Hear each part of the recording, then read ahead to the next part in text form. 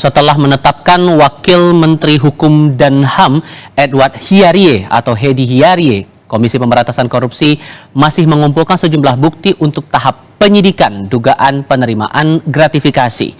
Kepala Bagian Pemberitaan KPK Ali Fikri menyebut pada tahap penyidikan KPK mengaku mulai memeriksa bukti dan saksi-saksi.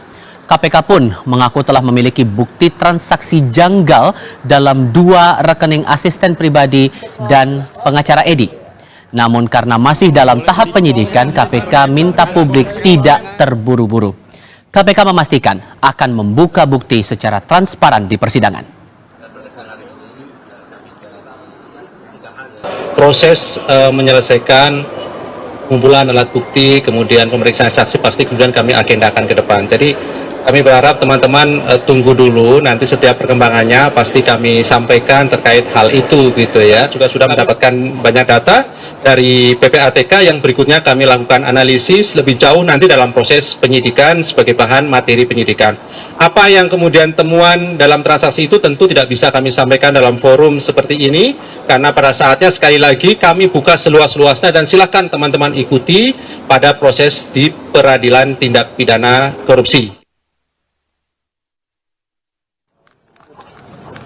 Menko Polhukam Mahfud MD memuji kinerja KPK yang menetapkan Wamenkumham Edi Hiarie sebagai tersangka dugaan suap dan gratifikasi. Menurutnya ini membuktikan penegakan hukum tanpa pandang bulu oleh KPK meski masih banyak kritik yang tertuju pada lembaga anti rasuah tersebut. Saat ditanya apakah akan ada penggantian Wamenkumham, Mahfud bilang itu hak prerogatif Presiden.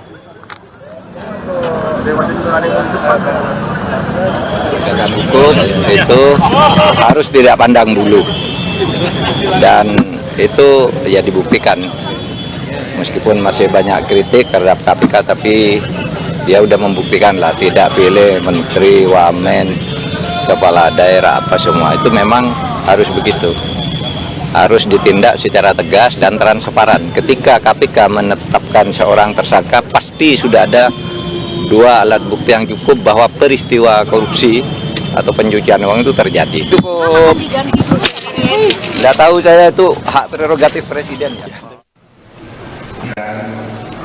Kementerian Hukum dan Hak Asasi Manusia buka suara atas penetapan tersangka yang disampaikan KPK terhadap Wamenkumham Edward Omar Syarif Hiarie.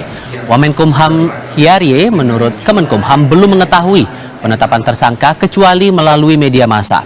Oleh karenanya, Kemenkumham menerapkan prinsip asas praduga tak bersalah sampai ada putusan pengadilan berkekuatan hukum tetap.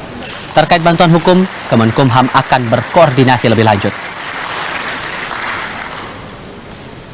Kita menerapkan prinsip atau asas praduga tidak bersalah sehingga sampai ada keputusan pengadilan yang tetap. Kemudian yang kedua, perlu kami sampaikan juga bahwa Prof. Edi atau Pak Wamen sampai sekarang secara resmi belum mengetahui atau tidak mengetahui status beliau sebagai tersangka. Beliau mengetahui status tersebut dari media. Kemudian yang ketiga, terkait dengan bantuan hukum, itu nanti akan kita koordinasikan dan bicarakan lebih mendalam kembali. Komisi Pemberantasan Korupsi menetapkan Wakil Menteri Hukum dan HAM Edward Omar Syarif Hiarie alias Edi Hiarie sebagai tersangka kasus dugaan suap dan gratifikasi. Wakil Ketua KPK Alexander Marwata bilang, penetapan tersangka Edi dan 3 tersangka lain sudah ditandatangani sejak 2 minggu lalu. Edi diduga terseret kasus gratifikasi terkait konsultasi hakim dan permintaan pengesahan status badan hukum. Kemudian pada penetapan tersangka Wamenkumham, benar itu sudah kami tanda tangani sekitar 2 minggu yang lalu Pak Syed ya, sekitar 2 minggu yang lalu dengan 4 orang tersangka ya, dari pihak penerima 3, pemberi 1, itu clear ya.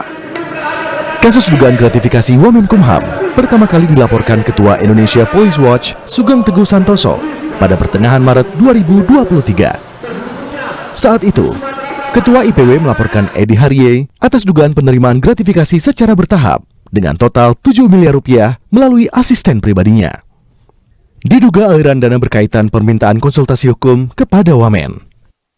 Kait adanya aliran dana sekitar 7 miliar ya, yang diterima melalui 2 orang yang diakui oleh OE OSH tersebut sebagai asprinya, ya. Dan dugaan saya adalah jabatan, walaupun peristiwa tersebut terkait dengan permintaan bantuan seorang warga negara kepada Wamen. Dituduh menerima aliran dana, Wamenkumham Edi Syarif pada 20 Maret 2023 mendatangi KPK untuk memberi klarifikasi. Wamenkumham saat itu bilang tuduhan kepada dirinya adalah fitnah. Atas inisiatif kami sendiri, ya, kami melakukan klarifikasi kepada Komisi Pemberantasan Korupsi atas aduan IPW yang tendensius mengarah kepada fitnah. 8 bulan berselang setelah menemukan 2 alat bukti yang cukup dalam gelar perkara, KPK kini menaikkan status laporan dugaan penerimaan suap dan gratifikasi ke tahap penyidikan. Menetapkan 4 orang tersangka, 3 penerima suap, dan 1 pemberi suap. Tim Liputan Kompas TV.